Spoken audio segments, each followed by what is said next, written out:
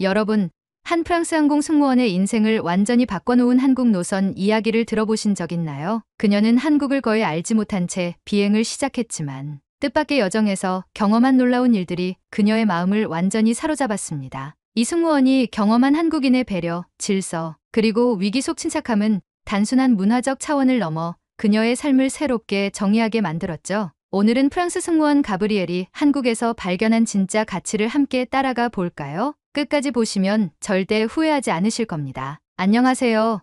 저는 가브리엘입니다. 프랑스 파리 출신으로 항공 승무원으로 일한 지 벌써 10년이 넘었어요. 제 일의 가장 큰 매력은 다양한 나라를 여행하며 새로운 사람들을 만나는 것이지만 그만큼 스트레스를 받는 일도 많아요. 특히 예상치 못한 상황이나 승객들의 무례한 행동은 저를 자주 지치게 했죠. 몇 년 전 저는 아시아의 한 노선에서 승객과 큰 갈등을 겪은 적이 있어요. 그 승객은 기내의 규정을 무시하고 마음대로 행동했는데 제가 정중히 주의를 드렸을 때 돌아온 대답이 충격적이었죠. 내 돈 내고 탄 비행기인데 내가 왜 당신 말을 들어야 하죠?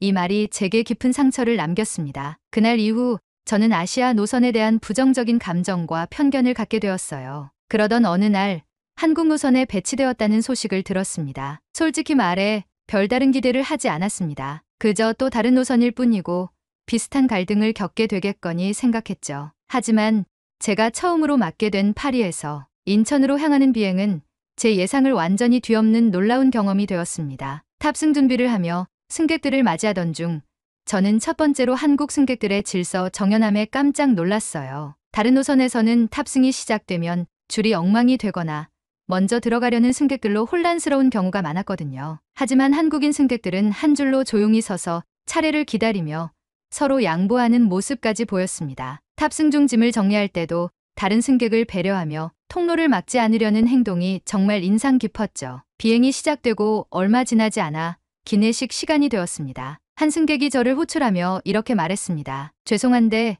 제 아이가 조금 추워하는 것 같아요. 담요를 하나 더 주실 수 있을까요? 사실 기내에서 담요를 요청하는 건 흔한 일이지만 보통은 단순히 담요 좀 주세요라고 말하는 경우가 대부분이에요. 그런데 이 승객은 저를 배려하며 정중하게 부탁했고 심지어 제 노고에 대한 감사 인사를 먼저 전했어요. 그 작은 배려가 어찌나 마음을 따뜻하게 했는지 모릅니다. 이 첫 번째 한국 노선의 비행은 그야말로 평화로웠습니다. 승객들이 모두 서로를 배려하며 필요 이상의 소란을 일으키지 않았기 때문이죠. 그리고 저는 속으로 묻기 시작했습니다. 왜 이 사람들은 이렇게 차분하고 서로를 배려하는 걸까? 이건 단순한 우연일까? 아니면 그들의 문화적 특징일까? 비행이 끝난 후 저는 기록을 남기며 이렇게 적었습니다. 오늘의 비행은 내가 승무원이 된 이후 가장 편안했던 하루였다. 이 노선에서의 경험이 계속 이어진다면 나의 편견도 깨질 수 있을까? 그리고 이 작은 의문은 제게 새로운 여정을 시작하게 만들었습니다. 한국에 대해 더 알고 싶어졌고 그들의 문화가 이런 태도를 어떻게 형성했는지 이해하고 싶었죠. 그렇게 한국은 제 인생에서 단순한 노선 이상의 의미를 가지게 되었습니다. 한국 노선을 처음 맡았을 때부터 느꼈던 신선함과 감동은 시간이 지날수록 더 깊어졌습니다. 비행을 반복할수록 한국 승객들의 배려와 따뜻함은 단순히 그날의 운이나 우연이 아니었음을 알게 되었죠. 저는 매 비행에서 새롭게 배워가는 느낌을 받았고 그들의 행동 속에 숨겨진 의미를 점점 더 궁금해하게 되었습니다. 특히 두 번째 한국 비행에서 있었던 일이 기억에 남습니다. 이번에는 가족 단위 승객이 많았고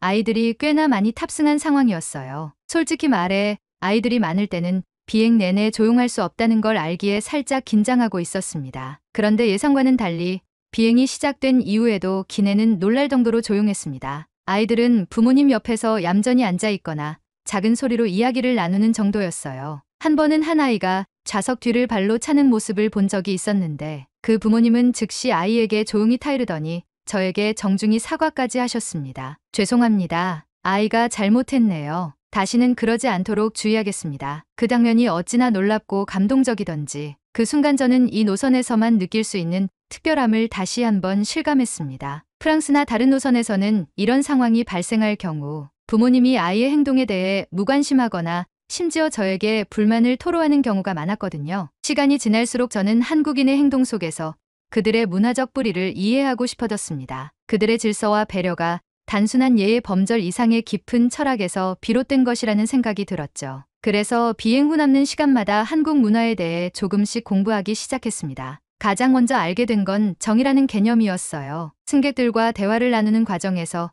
그 단어를 자주 들을 수 있었거든요. 한 승객에게 물어보니 정은 단순한 친절이나 사랑이 아니라 관계를 통해 쌓이는 깊은 유대감이라고 설명해 주었습니다. 예를 들어 처음 만난 사람이라도 배려하고 돕는 행동이 자연스럽게 나오는데 이것이 바로 정에서 비롯된 것이라고 했죠. 이해가 되면서 비행 중에 경험했던 한국 승객들의 행동들이 하나둘씩 연결되기 시작했습니다. 승객들이 서로를 돕고 필요할 때는 모르는 사람에게도 손을 내미는 모습은 그저 상황에 따라 나타나는 행동이 아니라 그들 문화의 본질적인 부분이었던 것입니다. 이런 깨달음은 제 승무원으로서의 태도에도 변화를 가져왔습니다. 단순히 승객의 요청을 처리하는 것에서 그치지 않고 승객 한 명 한 명을 더 깊이 이해하려 노력하게 되었죠. 한국 노선에서 배운 이 배려와 이해의 태도는 다른 노선에서도 자연스럽게 적용되기 시작했습니다. 또한 한국 노선에서의 경험은 저 개인에게도 큰 영향을 주었습니다. 프랑스에서는 흔히 사람들 간의 자유를 중시하며 개인주의적인 성향이 강합니다. 그 자체로 매력적인 문화지만 제가 경험한 한국의 공동체적 사고방식은 전혀 다른 매력을 가지고 있었습니다. 타인을 배려하며 관계 속에서 자신을 정의하는 그들의 태도는 제게 새로운 시각을 열어주었죠. 그렇게 저는 점점 더 한국에 대해 매료되었고 그들의 문화와 철학을 조금씩 흡수해가는 느낌을 받았습니다. 매번 비행기를 타고 한국으로 향할 때면 단순히 업무를 보러 가는 것이 아니라 다시 한번 새로운 배움을 얻으러 가는 기분이 들었어요. 그 과정에서 저는 제 직업을 단순한 서비스 제공이 아니라 사람들과 교감하고 배우는 삶의 한 부분으로 바라보게 되었습니다. 이 작은 변화는 앞으로 제 삶에 더 큰 영향을 미칠 준비를 하고 있었죠. 한국 노선에서의 경험은 제게 단순한 일이 아니라 하나의 인생 수업과도 같았습니다. 한국 노선을 점점 더 맡게 되면서 저는 비행 중뿐 아니라 체류 중에도 한국인들과의 작은 교류를 통해 배움을 이어갔습니다. 특히 서울에서의 하루 체류 시간이 주어졌던 날, 저는 한국의 대중교통을 이용하며 또 다른 깨달음을 얻게 되었습니다. 그날 저는 공항철도를 타고 서울역으로 향했습니다. 지하철 내부는 놀라울 정도로 조용하고 질서정연했죠. 승객들은 휴대폰을 사용하더라도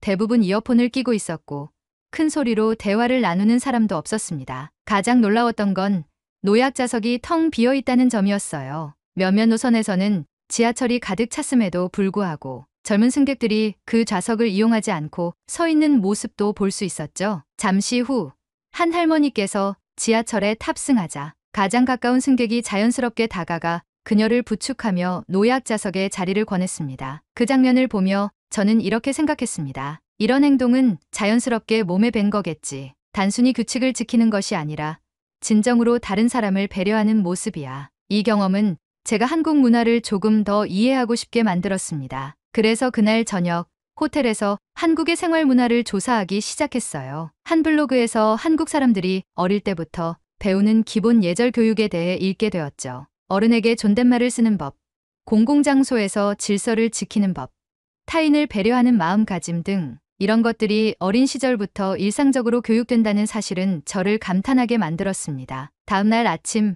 저는 서울의 전통 찻집을 방문했습니다. 조용한 음악이 흐르는 한옥 스타일의 공간에서 차를 마시며 저는 그곳의 주인인 중년 여성과 짧은 대화를 나눌 기회가 있었습니다. 그녀는 한국에서 배려와 예의가 강조되는 이유를 이렇게 설명했어요. 한국에서는 공동체가 매우 중요합니다. 우리에게는 나보다 우리가 더 중요하다는 생각이 있어요. 그래서 서로를 배려하고 돕는 것이 자연스럽게 몸에 뵐 수밖에 없죠. 그 말을 들으며 저는 비행 중 만났던 승객들의 태도를 떠올렸습니다. 그들이 보여준 질서정연함, 작은 배려, 그리고 침착함은 단순히 문화적인 특징이 아니라 공동체 정신에서 비롯된 것이었죠. 이후 비행 중에도 한국인 승객들과 대화를 나누며 그들의 생각을 더 깊이 이해하게 되었습니다. 한 승객은 이렇게 말했죠. 한국에서는 남에게 피해를 주지 말라는 말을 자주 들어요. 그래서 공공장소에서는 항상 조용히 행동하려고 노력합니다. 특히 비행기 같은 공간에서는 서로 배려하지 않으면 모두가 불편해질 수 있잖아요. 그 말을 듣는 순간 저는 그들의 행동이 단순히 규칙을 지키는 것이 아니라 공동체 전체를 위한 깊은 배려에서 나온 것임을 깨달았습니다. 이 경험들은 제 직업에 대한 태도도 바꾸어 놓았습니다. 프랑스에서는 고객 서비스가 때로는 개인의 희생으로 이어지는 경우가 많았죠. 하지만 한국에서 배운 것은 서비스란 단지 일방적인 것이 아니라 서로가 함께 만들어가는 조화로운 과정이라는 점이었습니다. 그렇게 한국 노선은 저에게 단순한 업무를 넘어 삶을 배우는 교실이 되었고, 저는 그 배움을 다른 동료들과 나누기 시작했습니다. 프랑스 항공사 내에서도 한국 노선에 대한 이야기가 조금씩 퍼지며 동료 승무원들 사이에서도 한국 승객은 특별히 편안하다는 평가가 나오기 시작했죠. 그러던 중 저는 한 가지 결심을 하게 되었습니다. 단순히 제 개인적인 경험으로 끝내지 않고 한국에서 배운 배려와 공동체 정신을 프랑스에서도 전파해보겠다는 생각이었습니다. 그 결심 이후 저는 한국에서의 배움을 프랑스에서 어떻게 실천할 수 있을지 고민하기 시작했습니다. 우선 가장 쉽게 할 수 있는 일은 제 동료들과의 교류를 통해 한국 노선에서의 경험을 공유하는 것이었죠. 어느 날 회사의 팀 미팅 중 저는 동료들에게 한국 승객들의 배려심과 공동체적인 태도에 대해 이야기했습니다. 특히 비행 중 겪은 위기 상황에서 보여준 침착함과 협력 정신을 강조하며 우리가 제공하는 서비스도 단순히 고객의 요청을 처리하는 것이 아니라 서로 신뢰를 쌓아가는 과정이 될 수 있다고 말했어요. 그날 미팅이 끝난 후 한 동료가 저를 찾아왔습니다. 그녀는 이렇게 말했습니다. 가브리엘, 내 이야기를 듣고 정말 많은 것을 느꼈어. 사실 승무원 일을 하면서 자꾸 지치고 있었는데 내가 한국 노선에서 겪은 이야기들이 내게 새로운 시각을 준 것 같아. 그 말을 들으며 저는 더욱 확신이 생겼습니다. 한국에서 배운 가치를 단지 제 삶에 머무르게 해서는 안 된다는 생각이었죠. 그래서 저는 한국 문화를 주제로 한 작은 프로젝트를 계획했습니다. 제가 준비한 첫 번째 프로젝트는 공동체 정신 워크숍이었습니다. 승무원들과 함께 한국의 배려 문화와 공동체적 가치에 대해 이야기하고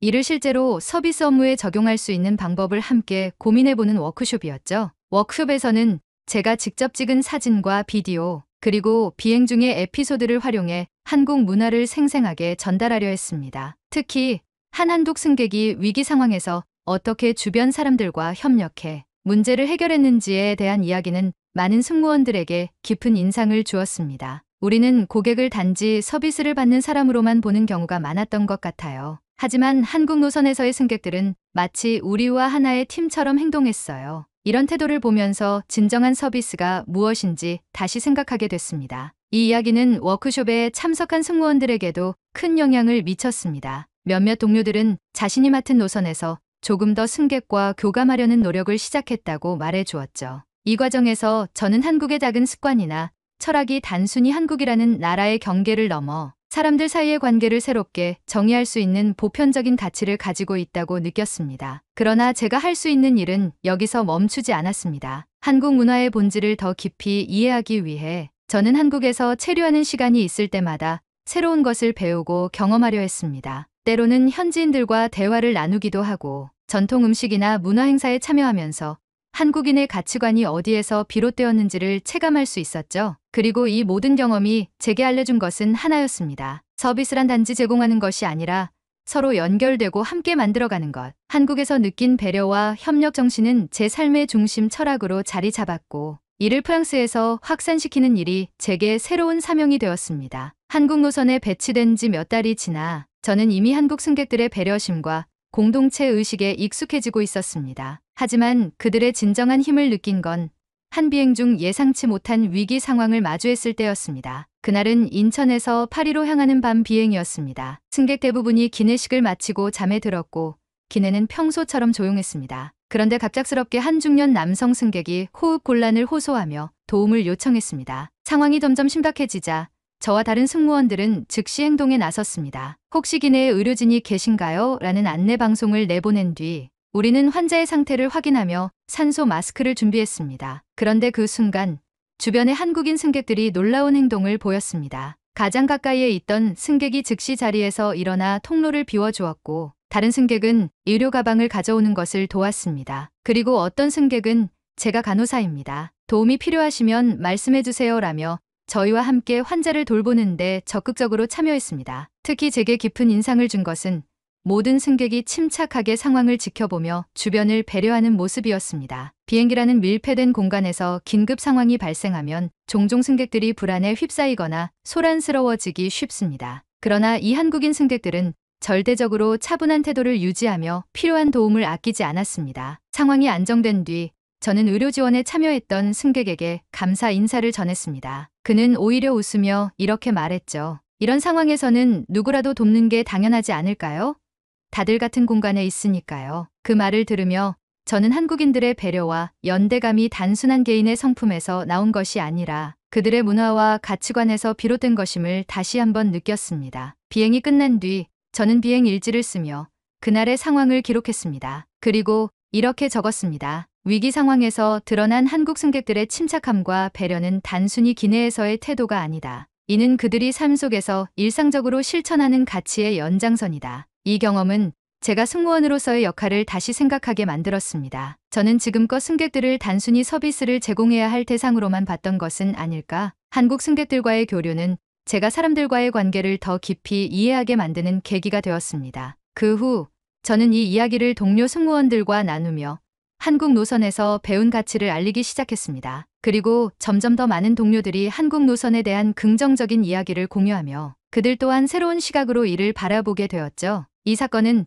제가 은퇴 후 새로운 목표를 정하게 된 결정적인 계기가 되었습니다. 한국에서 배운 배려와 공동체 정신을 더 많은 사람들에게 전하고 싶다는 열망이 점점 커져갔습니다. 은퇴가 가까워지면서 저는 제 삶을 돌아보는 시간을 자주 가지게 되었습니다. 30년 가까이 항공 승무원으로 일하며 수많은 나라를 오갔지만 한국에서 경험한 배려와 공동체 정신은 저에게 가장 큰 울림을 주었습니다. 그들의 문화와 가치관은 단순히 제 업무 방식뿐만 아니라 삶의 태도까지 변화시켰죠. 그래서 저는 은퇴 후에도 한국에서 배운 이 가치를 프랑스 사람들에게 알리고 싶었습니다. 첫 번째로 시작한 건 한국식 배려와 공동체 정신이라는 주제로 소규모 워크숍을 여는 것이었습니다. 처음엔 단순히 동료 승무원들 몇 명과 함께 작은 이야기 모임을 시작했죠. 워크숍에서 저는 한국 노선에서의 경험을 생생히 나누었습니다. 한국인 승객들이 보여준 작은 배려와 위기 속에서의 침착함, 그리고 서로 돕는 모습들이 얼마나 큰 감동을 주었는지 이야기했어요. 프랑스에서는 개인주의가 강하다 보니 이런 이야기가 다소 생소하게 들릴 수도 있었지만 많은 사람들이 제 이야기에 큰 관심을 보였습니다. 그래서 저는 활동의 범위를 점점 넓혀갔습니다. 지역 커뮤니티와 협력해 한국 문화 체험 행사를 열기도 하고 현지 학교에서 한국의 공동체 정신과 관련된 강연을 하기도 했습니다. 특히 아이들에게 정이라는 한국의 개념을 소개할 때는 항상 큰 반응을 얻었습니다. 정은 단순히 사랑이나 친절이 아니라 오랜 시간 쌓인 관계 속에서 만들어지는 특별한 유대감이에요. 그래서 한국 사람들은 처음 만난 사람에게도 쉽게 친절을 베풀 수 있죠. 이 설명에 아이들은 놀라워하며 묻곤 했습니다. 그럼 우리도 그런 정을 가질 수 있어요? 저는 항상 미소를 지으며 대답했습니다. 물론이죠. 작은 배려와 관심에서 시작하면 누구나 정을 느낄 수 있어요. 시간이 지날수록 제 활동은 점점 더 많은 사람들에게 알려졌고 저는 프랑스의 다양한 도시에서 강연 초대를 받기 시작했습니다. 제 강연의 핵심은 한국 문화를 단순히 소개하는 것을 넘어 한국에서 배운 가치들을 일상에서 실천할 수 있는 방법을 함께 고민하는 것이었습니다. 이런 활동은 단지 타인을 위한 것이 아니었습니다. 오히려 제 스스로도 한국에서 배운 가치를 더 깊이 실천하는 삶을 살게 되었죠. 프랑스에서도 저는 공공장소에서 타인을 배려하고 누군가 도움이 필요할 때는 망설이지 않고 손을 내밀려 노력했습니다. 그리고 그런 작은 행동들이 주변 사람들에게도 긍정적인 영향을 미친다는 것을 느꼈습니다. 한국에서의 경험은 제 삶을 더욱 풍요롭게 만들어 주었고 저는 이 모든 것이 단지 운 좋은 우연이 아니었다고 믿게 되었습니다. 한국 노선을 처음 맡았던 그날부터 이 여정은 이미 정해져 있었던 것처럼 느껴졌습니다. 지금 저는 은퇴 후에도 한국과의 연결고리를 유지하며 프랑스와 한국 사이에 다리가 되는 역할을 하고 있습니다. 때로는 한국에서 배운 가치를 회사 교육 프로그램에 도입하려는 프랑스 기업들과 협력하기도 하고 문화 교류 행사를 기획하기도 합니다. 저의 이야기를 듣는 많은 사람들이 종종 묻습니다. 그렇게 한국에서 많은 걸 배웠다면 한국으로 이사할 생각은 없으세요? 저는 항상 이렇게 대답하곤 합니다. 한국은 나에게 많은 걸 가르쳐줬고